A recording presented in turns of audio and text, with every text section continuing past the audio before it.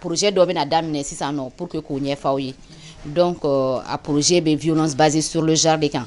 An b'a ye k'a fɔ musow bɛ ɲangata cɛw bolo mais aw t'a bali k'a fɔ ko cɛw fana tɛ tɔɔrɔ la musow bolo. Donc projet dɔ de don a daminɛna sisan. Donc il y a réseau dɔ bɛ yan nɔ des jeunes femmes pour le développement, le leadership u yɛrɛ bɛ yan nɔ donc u bɛ n'a ɲɛf'aw ye. Donc u ye ne ta ka ne kɛ commune 3 point focal ye. Donc a sigilen bɛ commune 6 in bɛɛ la. Donc ni gɛlɛya ye mɔgɔ min sɔrɔ a ka foyer kɔnɔ donc u bɛna numéro dɔw di a bɛ se ka weleli k'o la parce que an b'a ye k'a fɔ an musow muɲunen don kosɛbɛ ni ɲangata y'an sɔrɔ an t'a ɲɛfɔ mais a bɛɛ tɛ k'a fɔ ko an ka taa polisi la a bɛɛ tɛ k'a fɔ mais n'i ye hali mɔgɔ sɔrɔ k'i kɔnɔna kuma fɔ a ye a bɛ se ka fɛɛrɛw fɔ aw ye mun b'a nɔgɔya i ma i bɛ se ka solution sɔrɔ a la cogo di k'a sɔrɔ a ma kɛ ni balawu ye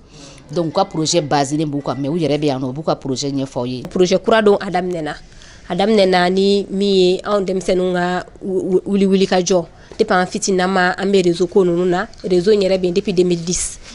boli an sera ka papier sɔrɔ fo 2014 de o bɛɛ la an ma découragé an wulilen ka jɔ mun na an baw bɛ se ka lafiya cogo di anw yɛrɛ bɛ se ka lafiya cogo di o de y'an ka wuli ka jɔ ye. Donc o hukumu kɔnɔna na an ka boliboliw senfɛ an ni partenaire dɔw nana se ɲɔgɔn ma donc olu ye Canada ye projet in tɔgɔ ko CECI donc CECI ni SCODEVI olu de bɛ baara kɛ ɲɔgɔn fɛ donc a essayer ka association fitininw dɛmɛ cogo mun na communauté fana bɛ se ka hɛrɛ sɔrɔ o ko la cogo min na donc olu ka projet basé len don min kan voix et leadership des femmes VLF musoya kumakan bɛ se ka di musow ma cogo di ani u bɛ se ka dɛmɛ cogo la cogo mun na u ka se ka b'u yɛrɛ la u ka se k'u ka indépendance ta u ka se ka autonomiser donc projet basé len don de kan voix et leadership des femmes donc a basé len don o dɔrɔn kan dɔwɛrɛ foyi tɛ ni musow ka lafiya tɛ. Psychologique mariage précoce bɛ VBG kɔnɔna na o ye mun ye ka denmisɛnninw furu ka sɔrɔ u si ma se furu ye déscolarisation bɛ VBG kɔnɔ o ye mun ye u b'u ban k'u denmusow tɔgɔ sɛbɛn ekɔli la ka cɛmanninw de dɛmɛ u ka RSI kalan na ou bien u mana se niveau dɔ ma u b'u bɔ ekɔli la k'u don furu la o bɛɛ ye ɲangata ye min bɛ jouer musow ka avenir kan min bɛ jouer pays yɛrɛ ka avenir kan o tɛ tiɲɛ ya. Et les femmes ont droit à beaucoup de choses. Tchèda ou benom ou bou ban ou muso ka barake. Alors que ni muso ye baraka a kan famille yere ma kan muso ma kan dema parce que me se ka fo muso yere be minya o de onye bi. Tchè o yere ta nya o ye. Na ko muso amibo. Na ko muso aho demsenu.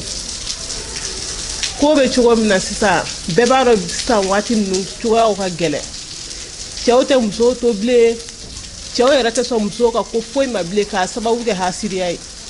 cɛ si tɛ fɛ muso ka dɔ kɛ ka dɔ sɔrɔ tɛ min bɔ n'i ye kɛlɛ yɛrɛ bi kɛlɛ yɛrɛ jate minɛ a caman de y'o ye cɛw b'a ko muso tɛ baara kɛ min na pour que u ka sɔrɔ kana tɛmɛ cɛw ka sɔrɔ kan o de ka sɔrɔ tɛ sɔn muso ka baara kɛ foyi tɛ hasiriya kɔ an bɛ ala deli min na dɔrɔn ala ka o caman nɔgɔya an ye ne ka kumakan min kan o y'o ye. Bi ko kɔni a ka gɛlɛ musow bolo yɛrɛ de kosɛbɛ sigida yɛrɛ kɔnɔna na sigi kɔnɔna a bɛɛ ko ka gɛlɛ fan bɛɛ fɛ an bɛ ala deli min na ala k'a kɛ taa ɲɛ ye walasa an hamiw bɛ se ka nɔgɔya cogo min hami bi bɛɛ kan bi so kɔnɔ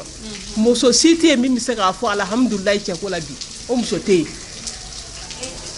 i bɛna sɔrɔ degun kɔni bi bɛɛ kan bi an bɛ ala deli nin ko ye ala k'a kɛ ko sinsinnen k'a kɛ ko taa ɲɛ ko ye muso aw kana maloya bɛɛ ka bɔ k'i ta fɔ walasa ala ka jisuma k'a kan mɔgɔ kelen hakili kelen mɔgɔ mana caya hakili bɛ caya bɛɛ b'i ka sɔrɔta sɔrɔ a la ne ka kumakan ye min ye o y'o ye aw salamu aleykum. An bɔ nɔgɔ la mun t'an bɔ nɔgɔ la an bɛ cɛsiri fɛn fɛn la an bɛ bɔgɔ bi fɛn fɛn la an b'a kɛ an baw ye ni jagulu sɔrɔla bi kana fɔ k'u bɛna an baw dɛmɛ an bolo an ma kunkɔrɔta ba de. An wulila ka s'aw ma bi kana o la faamuya o de la comme aw yɛrɛ b'a dɔn aw caman bɛ caman dɔn violence la pour que an k'a yira la k'a fɔ ko an bɛ nalen point focal de sigi commune bɛɛ la commune Mali Bamakɔ commune 6 bɛɛ la donc an b'a ye ko caman bɛ kɛ an na du kɔnɔna na an b'a fɔ ko du kɔnɔ ko don an tɛ sɔn ka bɔ n'a kɛnɛma an kana taa an yɛrɛ bɔ o ye an ka jamana tagacogo ye donc a bɛ fɔ olu ma ko les présenteurs socio-culturels o bɛ jouer an kan an b'an sigi n'an ka kumu ye an tɛ se ka bɔ ka taa an b'a muɲu k'a muɲu bɛ na ni ko wɛrɛ ye an denw bɛ barika a bɛ fɔ cogo minnu na an ka mɔgɔkɔrɔbaw fɛ. Donc sisan an sera u ma k'a yira k'a fɔ an ka réseau bɛ yen nɔ an sigilen bɛ an b'aw lamɛn an b'aw orienter an b'aw sensibiliser bi an sera u ma nin ye dans le cadre de sensibilisation aw tɛ fɛn dɔ kalama an nana labɔ a kalama donc ni min sera an ma n'a ka problème ye ni min y'a wele n'a ka problème ye n'i tɛ se ka wuli ka s'a ma an de bɛ wuli ka na s'i ma k'i lamɛn i kan ka dɛmɛ minnu fɛ i bɛ dɛmɛ o dɛmɛ fɛ jagoya tɛ police la taga ye jagoya tɛ gendarmerie la taga ye mais n'i yɛrɛ bɛ fɛ i ka fɛn ka solution ni cadre min na i mana cadre o cadre fɔ an bɛ solution ɲini k'i dɛmɛ i ka problème na o de y'an na se yan nɔ et aussi les activités génératrices de revenus pour ka se ka musow dɛmɛ financièrement ni min fana y'a dɔn k'a fɔ k'a sigilen don so kɔnɔ a bɛ fɛ ka activité génératrice de revenus kɛ olu bɛɛ ye solution de pour que muso ka se ka bɔ nɔgɔ la muso ka se ka yiriwa donc n'i sera ma n'i ka problème ye an kɔni bɛ yan nɔ ka solution ɲini aw ka problème na an bɛ yan musow lafiyali kama an bɛ yan nɔ ka tɔɔrɔ ta ka bɔ musow kan en général o dun tɛ se ka kɛ n'an bɛɛ ma jɛ ka baara kɛ ɲɔgɔn fɛ